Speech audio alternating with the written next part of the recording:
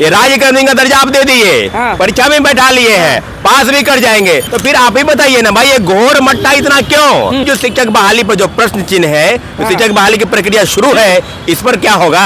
आंदोलन जारी है। सेकेंड बैच की बहाली में जो भी गड़बड़ी होगी, हम लोग कोई धारा 44 से 45 नहीं जानते हैं, हम लोग बीपीएससी का घेराव करेंगे, चाहे इसके लिए जो करना पड़े। नमस्कार, मैं अनुकुल तिवारी और आप लाइव सिटीज देख रहे थे। हमारे साथ छात्र नेता सौरभ मौजूद है। मिल गया नियोजित शिक्षकों को राज्यकर्मी का दर्जा। अब उधर भी शिक्षक, इधर भी शिक्षक। अभ्यर्थी आपके कहाँ जाएंगे?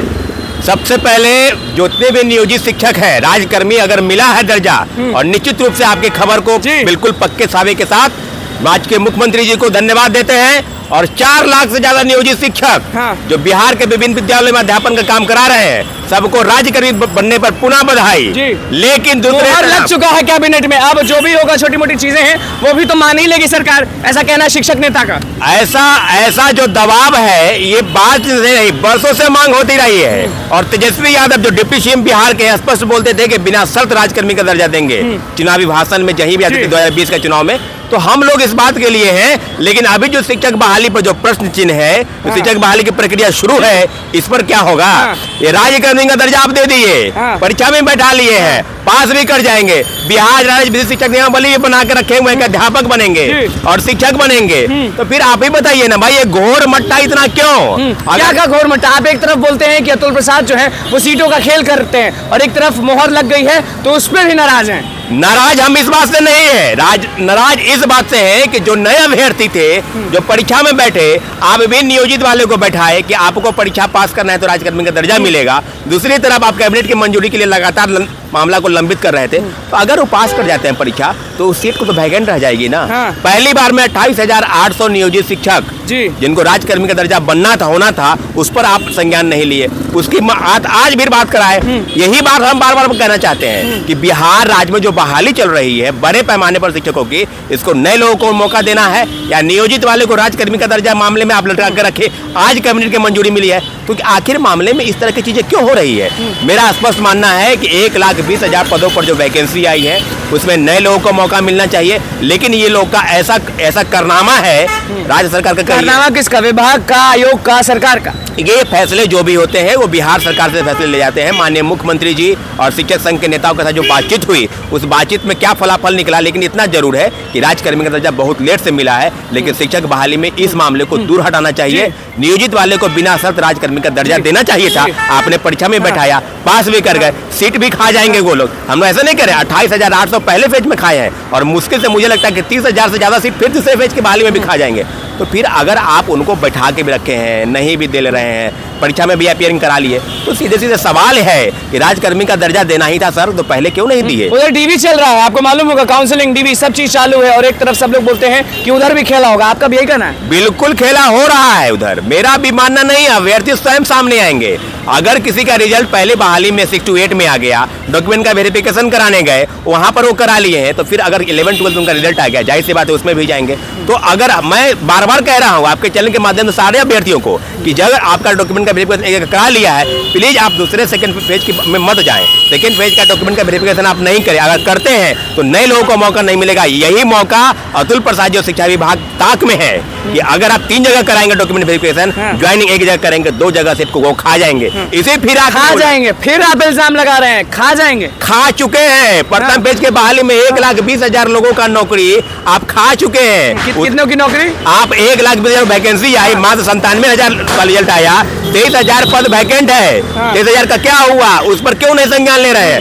कल हम लोग गर्दनीबाग धरना तक पर बैठे और लगातार सरकार से गुहार लगा रहे हैं कि अतुल प्रसाद जी के गलत नीतियों के कारण इस तरह की चीजें सामने आई है। पूरक परिणाम इनको जारी करने पड़ेंगे। 1,20,336 का जो आंकड़ा है, अभी भी 30,000 पद खाली है। पीआरटी में 13,000 से ज्यादा पद खाली है। इस सब मामलों पर तो ये भी बोलेंगे कि कट ऑफ जो इतना ऊपर जा रहा है वो भी एक खेल है?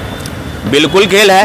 अगर कट ऑफ भी खेल है, कट ऑफ भी खेल है। कट ऑफ पर बीपीएससी क्यों नहीं संज्ञान? क्योंकि कई मामलों में रिजर्वेशन का जो हवाला आपने दिया, 35% आरक्षण बिहार के मूल कोटि के निवासी को होना, खासकर महिलाओं को, उस रिजर्वेशन का पालन नहीं कराया जा रहा है। चाहे टीजीटी हो चाहे पीजीटी हो। अभी 1 to 5 का रिजल्ट नहीं आया, उसका भी रिजल्ट कल से परसों तक में आ ही जाएगा। इतना जरूर है कि आरक्षण के मामले में बीपीएससी और शिक्षा विभाग की लापरवाही का ही नतीजा है कि आरक्षण का लाभ उनको न देते हुए किसी दूसरे प्रदेश की महिलाओं को मिला। इसका कारण है इसी के चलते कट ऑफ जो है हाई हो गया है और काफी चीजें। हाँ, महिलाएं क्यों रो रही हैं? बीपीएससी आयोग के बाहर माथा क्यों पटक रही महिलाएं? महिलाओं के सीट की हकमारी हुई, उनके आरक्षण का लाभ उनको नहीं मिला।